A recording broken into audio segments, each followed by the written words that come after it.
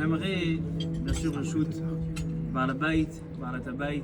On les remercie pour cette ambiance très agréable et une ambiance de Kedusha chaque année, que ce soit la Iloula, que ce soit à Sukkot. Je ne sais pas si tous ceux qui sont invités à la Iloula ils sont invités à Sukkot. Ça dépend. Et Hanouka non plus.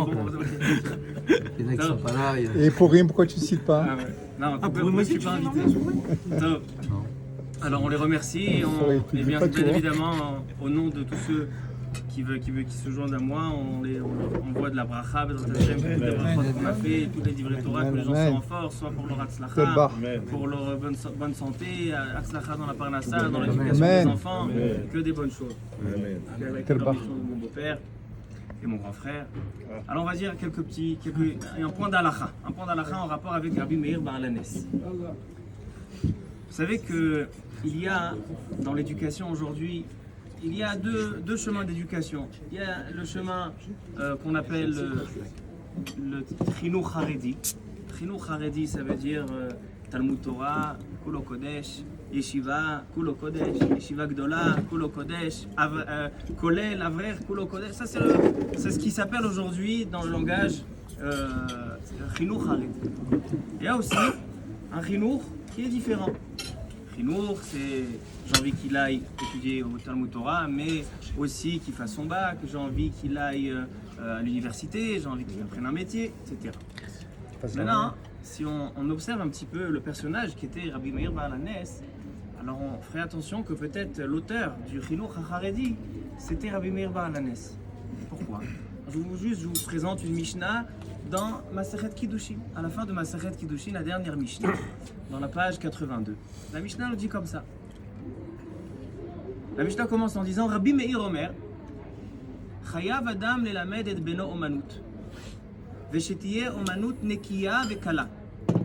Donc il dit Rabbi Meir, donc a priori ce Rabbi Meir là, il est dans l'autre camp de Chinuch, il dit un homme est obligé d'enseigner à son fils un métier, et que ce métier soit omanut nekiya vekala, soit pas un métier trop qui prend trop la tête, pas trop d'études, pas trop d'heures de travail, un truc facile qui rapporte, qui fait gagner la parnassa. La finance. Ça c'est Rabbi Meir.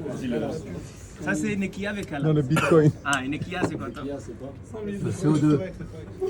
La Mishnah continue. La Mishnah continue. La même Mishnah, c'est pas une autre Mishnah. La même Mishnah, Kiddushin 82. Rabbi Nehorai Omer. Donc Moshe il a déjà dévoilé le secret. Rabbi Nehorai, c'est aussi Rabbi Meir. Alors qu'est-ce que Rabbi Nehorai dit? Rabbi Nehorai dit Maniach ani kol omanut shebaolam. Je laisse tous les métiers de côté. Ve'en ani melamed et beni et la Torah.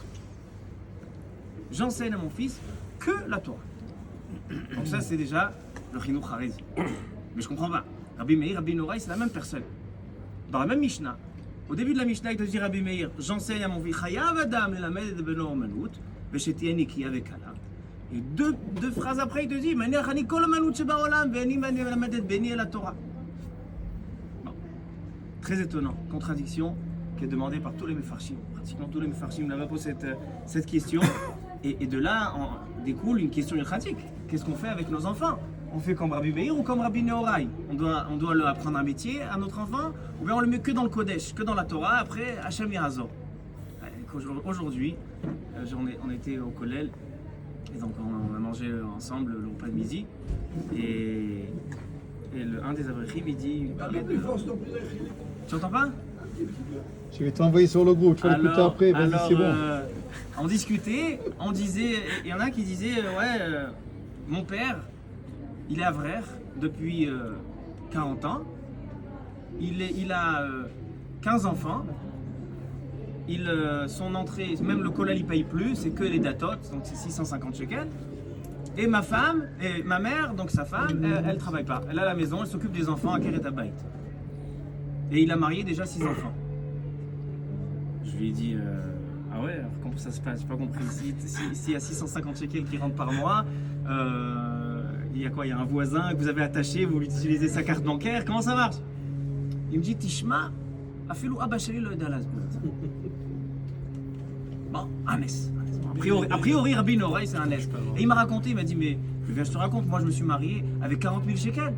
Et aujourd'hui, j'ai un appartement à Neve Yaakov qui coûte 2 millions de shekels. Bon, des histoires, c'est pas des histoires de Beit Vegan, hein. Peut-être Beit Vegan supérieur, pas ici. En tout cas, qu'est-ce qu'il faut? Comment on répond à la contradiction entre Rabbi Meir et Rabbi Nehorai? Alors, c'est la même personne. 3 réponses je vais vous donner. Le Maharsha dans la Sougia, lui il répond une réponse, il dit il n'y a pas de contradiction, ça c'est Araï et ça c'est Keva. Ça veut dire, Rabbi Meir il te dit, Rabbi Nehorai il te dit, ah non, moi ce que j'apprends à mon fils qui est l'essentiel, le Keva, l'essentiel, la majorité de sa vie c'est la Torah, mais Chayav Adam Lamed Metzura Araït, ça veut dire quelque chose de secondaire et nécessaire, obligatoire, indispensable. Je lui apprends aussi un métier. Bon, a priori, le Maharsha, a priori, c'est pas toujours le Chinuch Haredi. Il nous dit, bon, il faut quand même travailler. Bon, on passe à la deuxième réponse. Le Pnei Yoshua. Le Pnei Yoshua, il répond une autre réponse. Il dit, le Pnei Yoshua, je vais d'abord dire la troisième réponse. Le Iyun Yaakov. Il dit, le Iyun Yaakov, ça dépend quelle époque on est. Si on est dans une époque où lorsque les gens ils peuvent étudier la Torah et quand ils sont dans l'étude de la Torah, ils sont à 100% dans la Torah, alors là ça c'est Rabbi Meir. Rabbi Meir il dit Chayav Adam Lamed et Bno Omanout, comme on a vu Rabbi Yochanan à Sandlar qui était cordonnier, il y avait le Rav qui était Napah et le Rav qui était comme ça et comme ça. Ça c'était dans une génération bien précise. Mais Rabbi Nehorai il te dit mais et béni, lorsque je viens parler de mon fils, je vois ce qui se passe autour. Et je vois que si je l'envoie au travail, alors après, il va s'éloigner peu à peu de la Torah. Alors donc, je laisse tomber tout. Eni, Melamed et Beni et la Torah. Donc ça, a priori, ça c'est le Chinuch Haredi. Et le Maharsha, il répond une autre réponse. Ça c'est le Pnei Yoshua, Chazak. Le Pnei Yoshua, il répond une autre réponse. Il dit, ça dépend des capacités de l'enfant. Il y a les Yechidei Sgula, il y a ceux qui sont particuliers, et il y a les... Parce qu'aujourd'hui dans les Hadashot, on entend des gens qui n'ont jamais entendu parler de Torah, ou ils ne savent pas ce que c'est Torah, mais ils disent « Oui, alors gardez les Ilouim, gardez les plus forts, et envoyez les autres. » Alors il dit « Si c'est un enfant que tu vois, qu'il a une capacité de devenir très grand dans la Torah, un Talmid Chacham, alors lui, il faut être Akshan, soit Mitakesh, qui reste dans la Torah. Mais si tu vois que ton fils, bon, il est classique, il est normal, comme les autres, alors donc envoie-le au travail. » La question, elle est, halakha lema, c'est comment on tranche? C'est une question pratique. Comment un père, il doit agir avec ses enfants? Rav Ovadia Yosef, dans son livre Alichot Olam, c'est un livre, une série de livres qu'il a écrit sur le Ben Ish Chai, toutes ces machlokot, ou les choses qu'il est d'accord ou pas d'accord avec le Ben Ish Chai. Dans le dernier tome, Chelek Chet, il dit le Alichot Olam comme le Pnei Yoshua. Il dit ça dépend des capacités de l'enfant. Si tu vois que ton enfant il a une capacité de devenir Talmid Chacham, alors à 100%. Sinon, apprends-lui un métier. Ça c'est Rav Ovadia Yosef. Mais une tchouva de Rav Moshe Feinstein, très très intéressant. Tu vois, Rav Moshe Feinstein qui était aux États-Unis, et donc il recevait des questions de Bachurim, des Bachurim qui étaient dans les yeshivot, et qui commençaient à se poser des questions. Donc c'était déjà à l'époque. Donc les mêmes questions qu'il y a aujourd'hui dans les Bachurim, la même chose, mamash. On dirait que c'est d'actualité, on dirait que ça a été écrit maintenant. Et dans le Rav Moshe Feinstein, c'est dans Chelek Dalet Yoredea Siman Lamed Vav. Il dit, on lui pose la question, il dit voilà, moi je suis à la yeshiva, j'ai plus de goût dans le limoud, et j'aimerais faire des études, j'ai envie d'apprendre, faire un métier, est-ce que j'ai le droit de quitter la yeshiva? C'est là, il khatit au posek ador, Rav Moshe Feinstein. Et là-bas, le Rav Moshe Feinstein, lui, il est posek comme le Iyun Yaakov. Le Iyun Yaakov, il dit, ça dépend de la génération. Si tu es dans une génération qui a une possibilité de se protéger, de se garder, comme à l'époque, où là-bas les gens ils étudiaient, mais comme le Al-Shir HaKadosh, où le Al-Shir HaKadosh il a écrit, vous connaissez le Pirouche à Al-Shir, on se délecte des Pirouchim de Al-Shir HaKadosh. Vous savez quand ça a été écrit ce Pirouche-là? C'était pas son limoud Ikari, son limoud Ikari c'était dans la Halacha. Les Pirouches de Haggadah c'était quand il était à la caisse, il était vendeur à la caisse. Ben Gavra et Gavra, entre client et client, c'est là qu'il a écrit son Pirouche de Al-Shir HaKadosh. On voyait donc un petit peu où ils étaient pendant le travail. Bon, ok. Alors ça c'est Al-Shir HaKadosh. Alors donc il dit, si on est dans un cas où il peut aller travailler, mais il dit, mais aujourd'hui, Rav Moshe Feinstein, qui était en général, on ramène Rav Moshe Feinstein comme le grand Bekel, ouais, le Chalavakou, mais moi, je suis un très très grand élève de Rav Moshe Feinstein, il n'a jamais entendu parler de Rav Moshe Feinstein, je suis un très très grand élève de Rav Moshe Feinstein, il permet le Chalavakou. Top. Et il dit, en aucun cas tu quittes la yeshiva.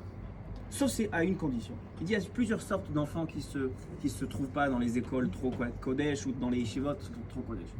Ou bien parce qu'il a une tentation, il dit tiens, peut-être je vais réussir, je vais avoir gagné de l'argent, etc. L'argent ça tente, d'être riche ça tente. Mais il est bien dans le limoud. Il y a une autre sorte d'enfant que le limoud ça marche pas. Il a essayé, son père il a essayé de changer de rav, de changer de yeshiva, et ça marche toujours pas. Alors là il dit s'il y a danger qui vienne influencer son entourage, les barons de la yeshiva, alors là lui il peut sortir. Lui il peut sortir et se chercher un métier. Ou bien, deuxième dérogation, dit le Rav Moshe Feinstein, un élève de yeshiva qui a terminé son parcours de yeshiva, qui a fait une année ou deux au kollel, et après il ne se voit pas continuer dans ce monde-là et souhaite faire un métier, lui il a le droit. Pourquoi? Parce que là-bas il définit dans la tchouva c'est quoi le mitzvah de Talmud Torah. Est-ce qu'il y a une mitzvah de devenir Talmid Chacham? C'est ça qu'il y a une mitzvah d'étudier la Torah. Mitzvah d'être Talmid Chacham, il y a. Alors il dit à Moshe Feinstein, oui. Il dit la mitzvah de Talmud Torah elle comprend deux parties. On sait que quelqu'un qui travaille, qui est très occupé, et il n'a pas étudié, on sait qu'on doit être kové aitim la Torah, comme il dit à Moshe Rabbeinu et Yoshua Binoun, vehagita bo yomam balayla. Il faut qu'un homme étudie un juif, chaque juif est absolument, il faut qu'il étudie le jour et la nuit. Il ne peut pas passer un jour sans études et une nuit sans. Maintenant, c'est le minimum. Et Marloquette, dans la Stoudia, à la Chalema, c'est Shulchan Aruch, il dit même s'il a fait Kiryat Shema de Shacharit, Kiryat Shema de Arvit, il a été Mekayem Mitzvah Talmud Torah. Ok. Ça, c'est la part que le juif il doit être toujours rattaché à la Torah. Mais il dit, il y a une autre mitzvah. Le Rambam il dit, Admatai Adam Chayav ilmod Torah. Comme ça, c'est tranché dans le Shulchan Aruch, Yored Haaresh Memvav. Il dit le Rambam, le Shulchan Aruch, Ad Yom Moto. Un homme n'a pas le droit de se distraire son esprit de l'étude de la Torah. Pourquoi? Parce qu'il y a une interdiction dans la Torah. La Torah nous interdit d'oublier les divrei Torah. Et la Mishnah dans Pirkei Avot, elle dit Kol ha-shocheach davar mi-mishnato arezeh mitchayev benafsho. C'est très sévère. J'ai oublié une page de Gemara que j'ai étudiée quelques années auparavant, une halakha j'ai oublié, et ben arezeh mitchayev benafsho chayev mita. Comment c'est possible? Tous les mefarshim se posent la question comment tu peux dire quelqu'un il est chayav mita parce qu'il a oublié? On m'a oublié, il est un ous. On sait très bien, on oublie plein de choses, surtout les hommes, n'est-ce pas? On oublie plein de choses. Alors comment on peut dire arezeh mitchayev benafsho? Dit là-bas le Tosfot Yom Tov, et comme ça il dit le Rambam, il dit de là on voit qu'il y a une mitzvah d'être Talmid Chacham, parce qu'un Talmid Chacham qui est toujours en train d'étudier, et toujours on lui pose des questions, et donc il doit toujours revoir une halakha qu'il a peut-être oubliée, etc. Donc il est toujours, en fait, on n'est pas chayav mita sur l'oubli. On est chayav mita sur de ne pas avoir fait assez le nécessaire pour se rappeler, pour se souvenir. Un homme qui n'est pas Masiach Da'ato Mina Torah, alors ça c'est l'engagement de Talmid Chacham. Donc il y a deux chiyuvim de Talmud Torah. Donc il dit, Rav Moshe Feinstein, en aucun cas tu quittes la yeshiva. Donc lui il n'a pas été posé comme Rav Ovadia Yosef comme la deuxième réponse. Pourquoi je vous dis tout ça? Bon, d'abord parce que c'est une question ilchatique intéressante, comment faire avec les enfants. Mais tout ça, ça découle de quoi? De Rabbi Meir Bar Lames. Tous les Tanaïm dans les Mishnayot, ils disaient quoi? Ils disent il faut apprendre aussi un métier. Comme dit Pirkei Avot, Kol Torah she'en ima derech eretz, sofa betela, vegoreret avon. Il faut à tout prix travailler. Il faut à tout prix travailler. Mais le seul qui est venu et qui a dit, et qui a changé un petit peu l'ashkafa, il a changé la vision, c'était Rabbi Meir. En disant Rabbi Nehorai Omer, Maniach ani kol umanut shebaolam, ve'eni melamed et beni el haTorah. Et il y a une incidence aussi, encore ilchatique, à ce sujet-là. Est-ce qu'on a le droit de gagner de l'argent par rapport à l'étude de la Torah? Est-ce qu'on a le droit d'être avrer, en gros? Tu étudies la Torah, tu gagnes de l'argent, c'est permis? Le Rambam dit Assour. Le Rambam dit pas seulement Assour, il dit Arezeh chilul Hashem. Kol hanotel sachar min haTorah arezeh chilel et Hashem. Bet Yosef Shulchan Aruch dans Halachot Talmud Torah, Yored Haaresh Memvav, il dit, le Rambam, il parle dans un cas où la Torah restera à travers aussi le travail. Mais dans une génération où, pas seulement la Torah, mais le niveau, la qualité de la Torah. C'est-à-dire qu'il y en a, Baruch Hashem, aujourd'hui il y a énormément d'études. Aujourd'hui, il n'y a pas un Baal Habayit qui n'étudie pas, il n'y a pas un Baal Habayit qui n'a pas une kviut itim la Torah. Mais la qualité et la échoute d'une étude approfondie de quelqu'un qui ne fait rien d'autre que la Torah, celle-là on ne peut pas s'en passer. Alors donc il dit le Shulchan Aruch, aujourd'hui notlim sachar min Torah. Aujourd'hui il y a un rêve qui vient, t'entends Rabbi Abraham? Un rave qui vient donner un shiur, il faut le payer. Et mon frère, c'est ce soir, c'est ton soir ce soir. C'est ce soir ton soir. Justement, j'ai parlé beaucoup plus que je suis censé parler. En tout cas, là, tout ça pour dire que Rabbi Meir Baal HaNes, il nous a éclairé, il nous a éclairé quelque chose dans la Torah. Que la Torah, c'est pas encore une mitzvah obligée, tenue à étudier. La Torah, c'est pas seulement un thème de réflexion qu'un juif, il va pouvoir s'identifier à son créateur, à Hachem par rapport à la Torah. Il faut comprendre que la Torah, elle est complètement indispensable et que chaque juif a responsabilité de faire à ce que la Torah soit perpétuée. Et c'est pour ça que j'ai pensé, en venant, je dis la seule mitzvah dans tout le Tariq mitzvot, la seule mitzvah dans tous les 613, que la Torah, elle te dit, même si tu ne peux pas la faire, eh ben, il faut que tu sois associé dans cette mitzvah, c'est le Talmud Torah. La seule mitzvah où il y a le Eskem, Issachar et Zvouloun, c'est Talmud Torah. Est-ce que vous avez vu une fois quelqu'un qui ne peut pas manger de matzah à Pessah? Ah, tu peux pas manger une matzah à Pessah? Alors prends, va chez Rabbi Moshe, tu lui donnes de l'argent, qu'il mange encore un kazaïd pour toi. Moi je vous dis, sur le fra Bessimcha Rabba. Issachar et Zvouloun. Tu peux pas faire de plein d'actions. Pourquoi la seule mitzvah c'est Talmud Torah? Parce que le Talmud Torah, il dit Rabbi Meir Baal HaNes, Maniach ani kol umanut sheba olam. La umanut c'est quelque chose de vital. Kol Torah shani maderecheret sofa betela goreret avan, on ne peut pas vivre sans avoir un peu de parnassa. Et ben il dit Rabbi Meir, ben il y a des cas, oui, Maniach ani kol umanut.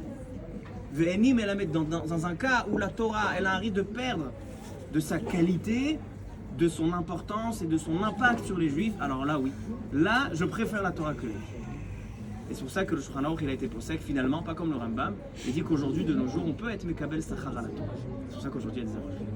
Alors donc je remercie Rabbi Avraham encore une fois de nous faire kiffer chaque année. C'est un kiff de venir ici, de mettre son Dibouk Raverim et que Bezrat Hashem encore beaucoup d'années qu'il puisse le faire. Lui, comme on a dit, il a dit tout à l'heure, que ton fils il rentre à la yeshiva Keter Shlomo. Azor Ashrecha, tu suis le chemin de Rabbi Meir. Alors ça c'est le chemin de Rabbi Meir Baal HaNes, de leur montrer aux enfants, même s'ils ne vont pas faire 100%, mais c'est pas les avririm, de leur montrer c'est quoi le Ikar et c'est quoi le Tafel. Quand on montre à l'enfant qu'est-ce que c'est le Ikar, c'est quoi le Tafel, alors on a tout. Yesh lecha akol. Alors Bezrat Hashem, Yitzke l'agdil Torah ou la adira, Nachat v'Shalva, Amen, Ken Yireh Tzorah.